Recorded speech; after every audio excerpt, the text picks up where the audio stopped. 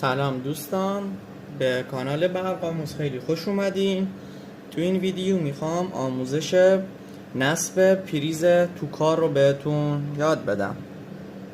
برای شروع پیچ وسط قاب پریز رو کاملا باز میکنیم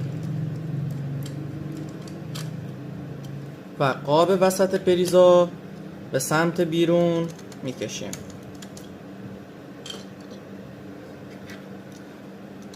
بعد پیچای ترمینال پریز رو شل میکنیم به این صورت تا مهره های ترمینال به سمت عقب برن. زمانی که مهره به سمت عقب رفتن میتونیم سیمای برقمون رو وصل کنیم به ترمینال و پریز. زمانی که سیمو گذاشتیم پیچ ترمینال رو سفت میکنیم تا سیم سر جای خودش سفت بشه و سیم دوم هم وصل میکنیم. دوستان توجه کنین حتما سیم بین مهره باشه، بین مهره و سر پیچ باشه، پشت مهره قرار نگیره. وقتی پیچای ترمینال رو صفر کردیم میرسیم به دوتا پیچ پایه های پریز. این دوتا پیچ رو باید شل کنیم کامل تا پایه ها به سمت داخل جمع بشن.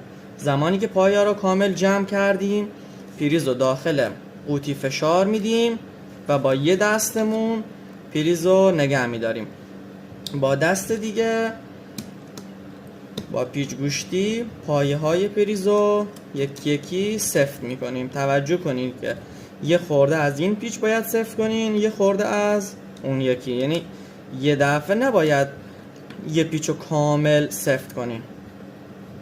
زمانی که پیچو کامل سفت کردین دوتاشون رو قاب وسط و سر جاش میذاریم و پیچ وسط هم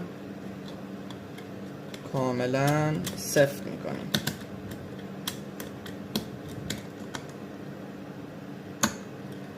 خیلی خوب دوستان، این هم آموزش بستن پریز تو کار.